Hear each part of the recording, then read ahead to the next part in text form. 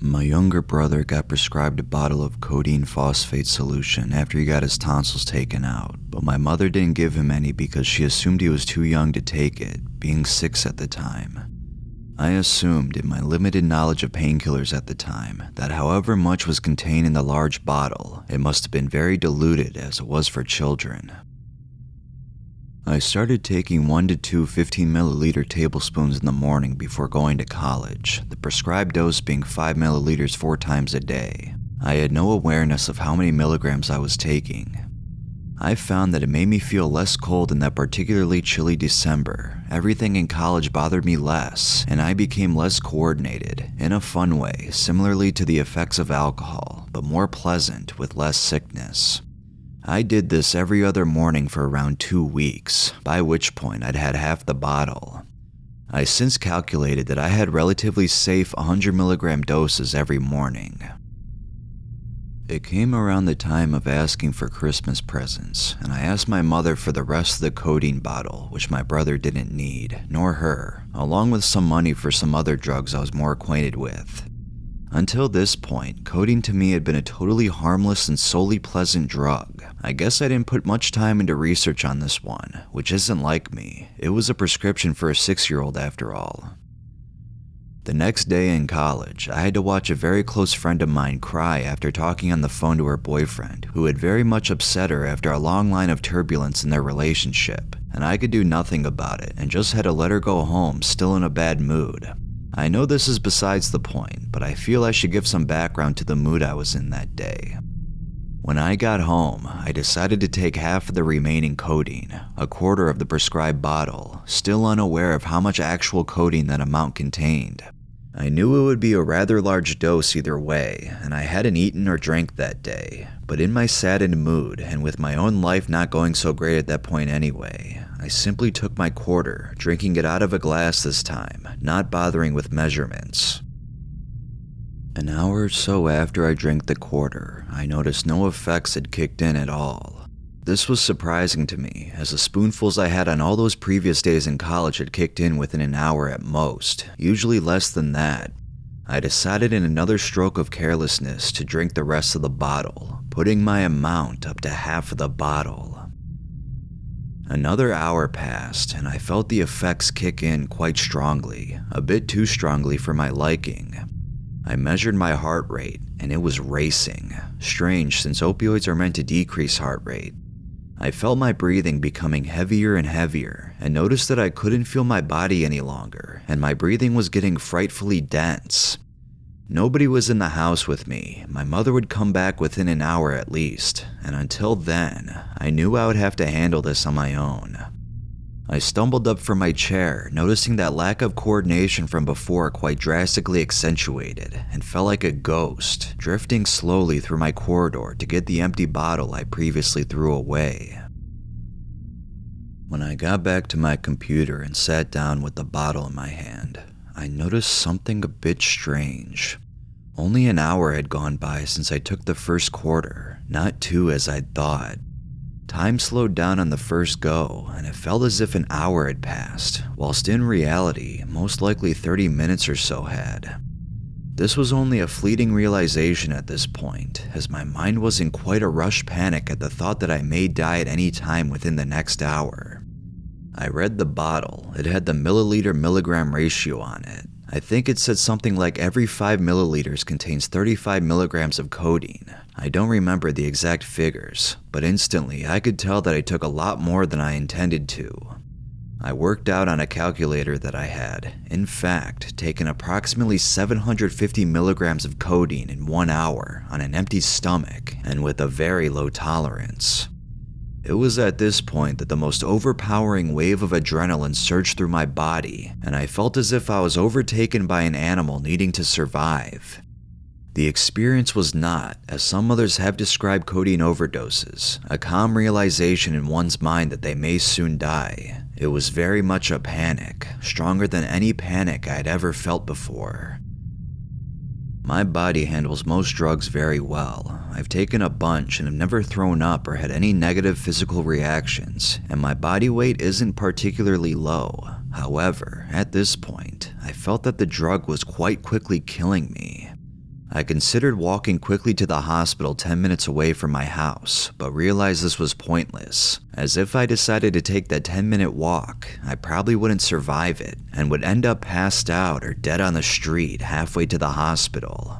I knew I had to try and throw up as much as I could as quickly as possible. I knew that inside my stomach there was only a small amount remaining of the dense, sticky pink liquid I drank, and that this would be very hard to throw up, even if I wanted to. I drank as much water as I possibly could, having about 6 glasses in about 2 minutes, and proceeded to induce vomiting using my fingers. I noticed this was particularly difficult, as the codeine seemed to have suppressed my gag reflex almost fully. My fingers felt like they were just gently stroking the back of my tongue, almost as it does under MDMA, even though I was pressing and pulling quite hard. I got my toothbrush and inserted the handle end as far down my throat as I could, and tried purposely to tickle and irritate any area I could until I got results. It worked to an extent. My gag reflex was activated, but not quite enough to throw anything significant up. I did it a few times until I threw just enough up to feel a bit safer, then looked for people to talk to on MSN. By this point, my heart rate slowed down to almost normal levels, a falsely promising development, but I was still finding it very difficult to breathe. The panic, however, had subsided. There was only one person online at the time who I could talk to, and it was a new friend I recently made in college. I explained the situation to her and said I might die within the next hour or so, and if so, it was nice to have known her. She said that she had severe food poisoning once and had to throw up a lot, and suggested that I use the brush end of a toothbrush to throw up more. She pressed on for me to try it, and not particularly wanting to lose my life, I got up and tried it, still heavy and lightheaded at the same time. I put the brush end as far down my throat as I could, and eventually ended up throwing up a lot more than before. I repeated and repeated until no more could be thrown up, and I knew I'd done all I could. I came back to the computer and told her, and within a few minutes, I started to feel a bit better than before. Breathing became easier, only slightly but noticeably, and my heart rate had slowed down a bit.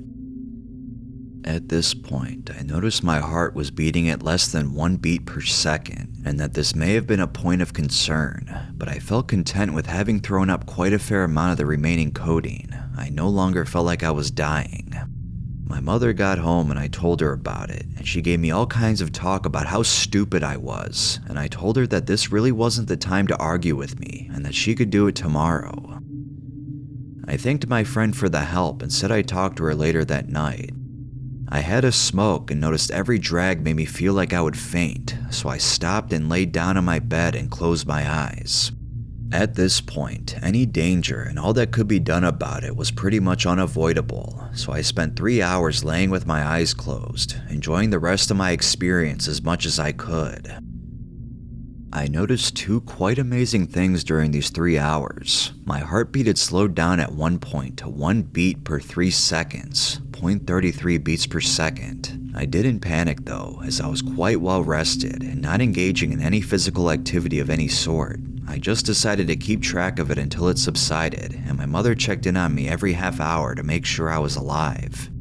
The second thing I noticed was that when I closed my eyes and laid there feeling absolutely nothing physically, my mind would imagine scenarios, like dreams almost, where I would be totally immersed in the setting, walking, touching things, feeling things, thinking I was there, forgetting I was in a bed, and then I would snap out of it, open my eyes, and notice that my hands and legs had stayed totally still the entire time. This was by far the most interesting part of the experience, and the funniest. By 8 hours after I took my half bottle, the effects of the codeine were almost gone, though smoking was still difficult without feeling extremely lightheaded. I went to sleep, and for once, felt lucky to be alive, something that had never happened before. From this experience, I've learned to always research and measure what I am taking, no matter how harmless it may look or seem, and not to let my bad moods affect my judgment with drugs. And of course, to use the brush end of the toothbrush. My friend who recommended me the method of inducing vomiting probably saved my life that day, and yet knew nothing at all about drugs, being quite against them at the time. We're now in a long-term relationship, which is a bit surprising given the strange and worrying first week of friendship we had. I have since changed her attitudes on drugs, and I think she can learn from my example not to do anything stupid when messing with your mind or body. One last thing I learned from my first overdose was that I did value life. I spent my whole life before then thinking I hated it and wanted to live out only as much as I had to before something eventually killed me, being the depressed, lonely teenager I was back then. However, this experience and that sheer terror that took over when I realized how much I had taken and that I actually realistically could be dead within 1 hour has proven to me that as much as one can talk about wanting to end his life, until you're faced with a chance to allow or prevent it, you cannot know whether you truly value life or not. In the majority of cases, I think, no matter how alone we feel, we still believe it can get better if we just keep going. Maybe that's just me.